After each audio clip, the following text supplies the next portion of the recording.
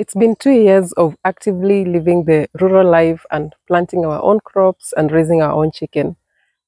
In today's video, I want to share with you what I consider to be the most beginner-friendly crops that you can grow as somebody who's never grown anything before.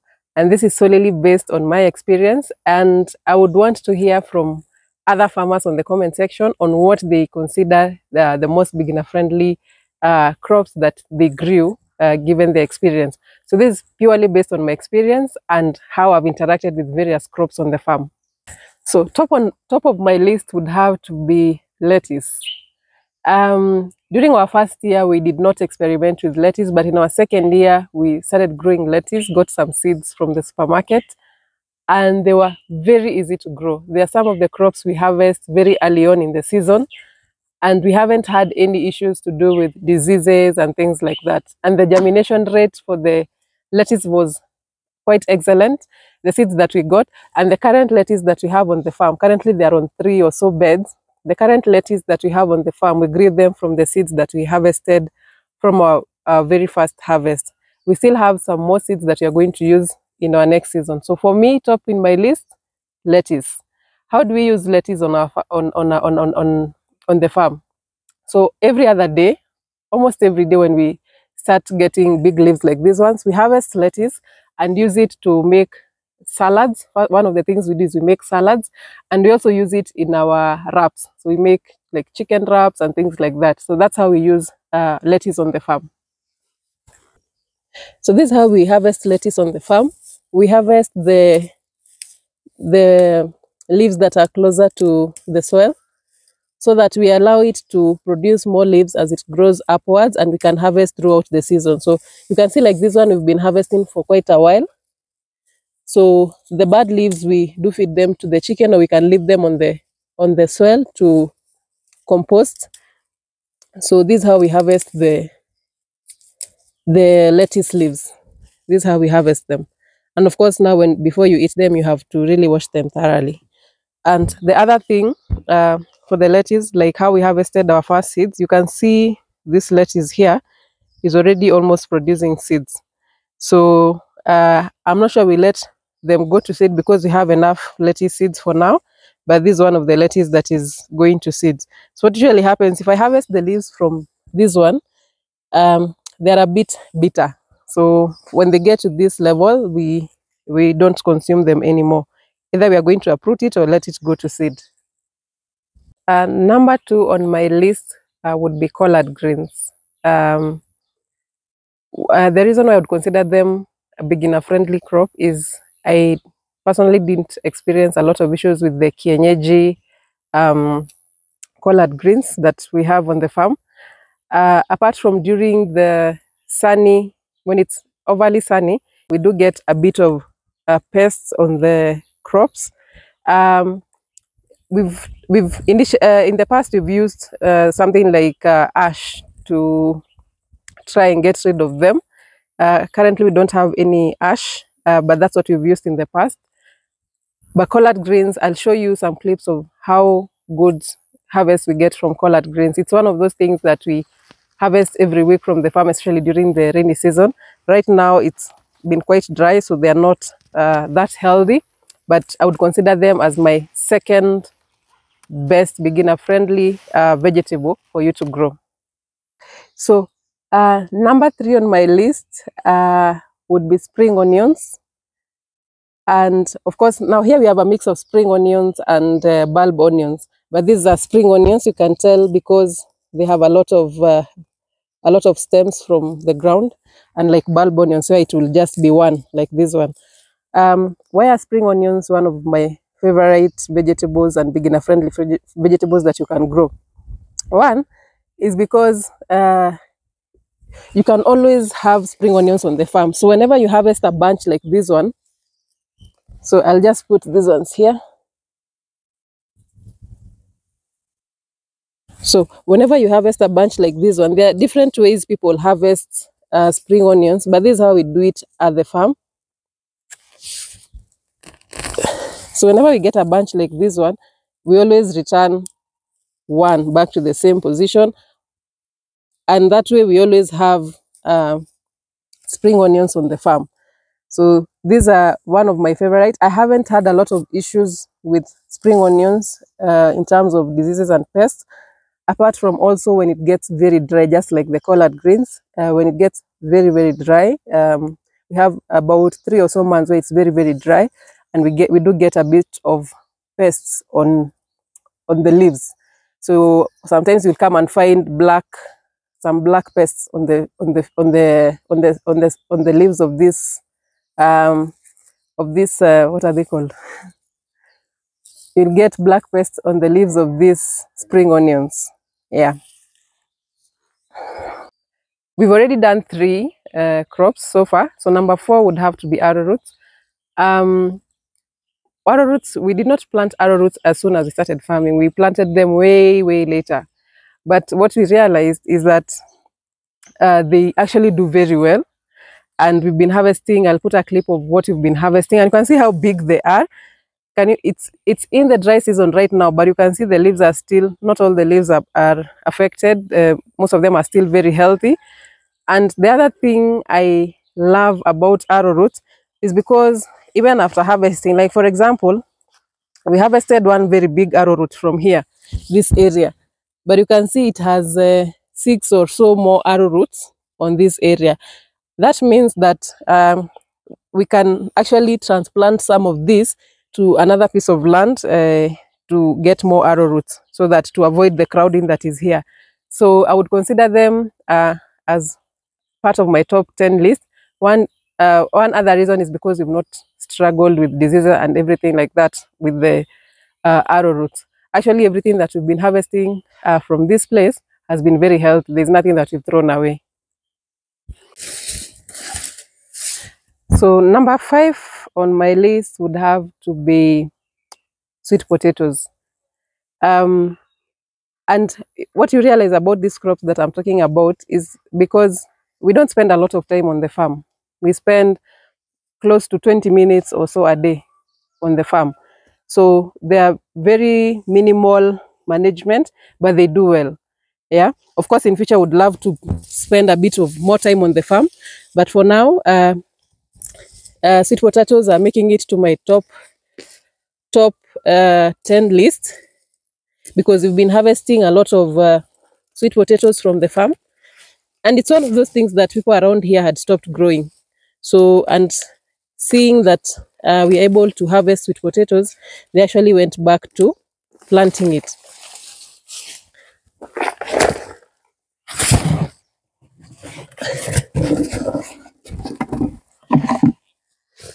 So here, so usually we plant sweet potatoes on the ground, and we also had some on this raised bed, but we decided to try planting them in buckets. So here I have one big one. I don't know if I'll get any more. They don't seem to be doing well in buckets, but on the ground we've definitely been able to harvest more sweet potatoes. So sweet potatoes usually take about 4 months thereabout to harvest.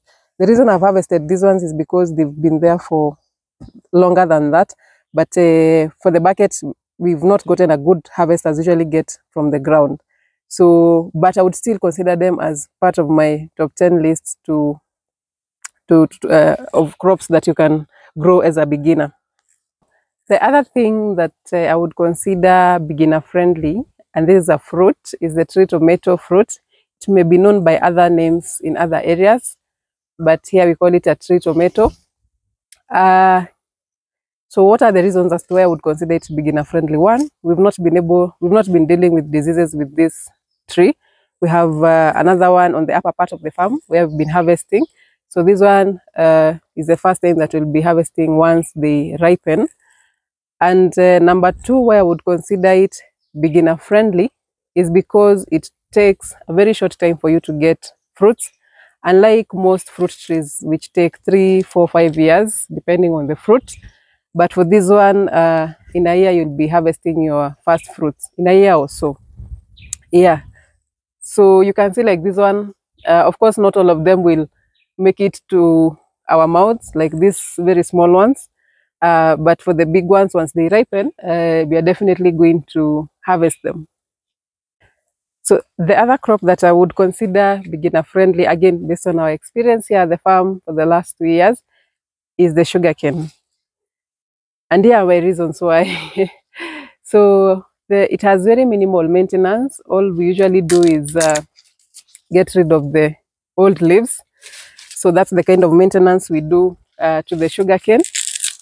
And within, say, 1.5 years, you'll be eating your very first sugarcane once you plant them. And we haven't also been dealing with a lot of issues on the sugarcane, including diseases and pests. Very minimal.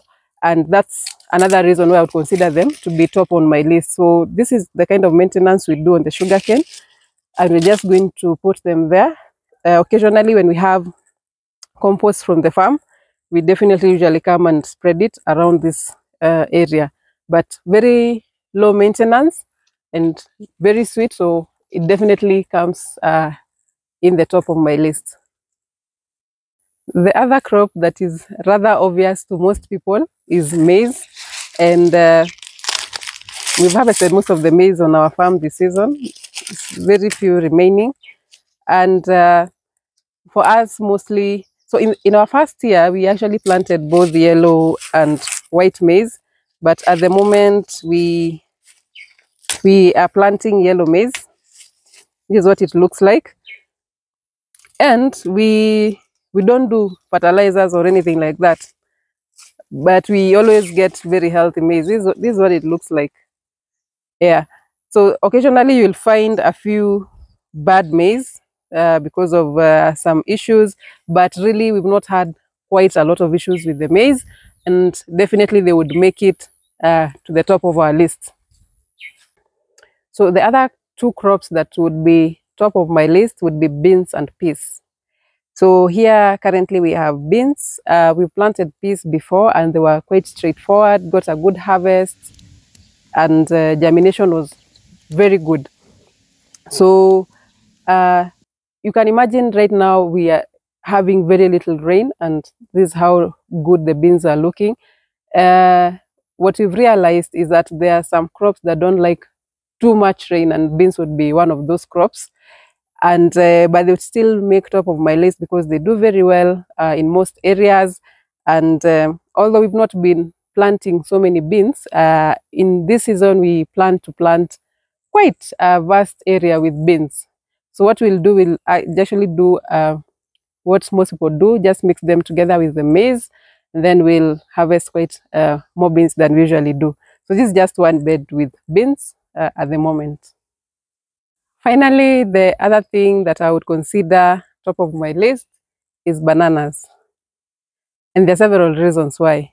So one, quite easy to grow. We haven't had a lot of issues, just compost and manure, and we've been able to harvest our first banana within a very short time. Currently, we have these two that we'll be harvesting soon once they are ready. So that's one of the reasons. And number two would be because just like sugarcane and the arrowroot, they always have these suckers. So you can be sure you'll not run out of bananas anytime soon. Usually what we do, when these get a little big, we just cut them and feed them to our chicken. There's the white inner part that they really love eating. So usually we like having at least 3, not more than 3. So when these ones get to a certain level, we're just going to cut them for the chicken, and we remain with the 3 biggest ones. So you may be wondering why some things didn't make it to my list. Yeah. So one of the things, and I can talk about a few of them. So I can talk about pumpkins. So one of the reasons they didn't make it to my list is because we actually struggled. People say pumpkin is a rather easy crop to grow, but we actually struggled with it. We would get like 1 or 2 pumpkins, and then the plant probably would die and things like that. We've tried several varieties of pumpkins so far. We've tried butternut, we've tried some white variety, I don't remember the name. They were not doing well, but we got this variety from my mom, and it's the variety that seems to be doing well. We are yet to harvest, but let me just show you some of the pumpkins that are there. You can see it's producing some nice pumpkins and things. It's producing some nice pumpkins, and we have like, so far I know about 10 of them from one plant. Yeah, so probably after we settle on some good variety of pumpkins, then in future they probably be part of our list. But for now, those are the reasons as to why they didn't make it to our list. Yes, so the other thing that didn't make it to our list is spinach. And maybe I can give two reasons. So one of the reasons is because when we plant it during the rainy season, it grows, germinates very well, grows, and then starts dying off very slowly because it doesn't like a lot of rain. Yeah. So we've not been able to do proper timing of planting spinach. Like this whole area, we had spinach, and they all dried off. They all rot actually during the rainy season. So for us, I think it's a matter of timing for the spinach, but wouldn't consider them as beginner-friendly crops at the moment. And finally, I can talk about tomatoes and why they didn't make it to our list. So there are a number of reasons. One of them is because we've struggled with seeds. We are yet to get very good seeds for tomatoes.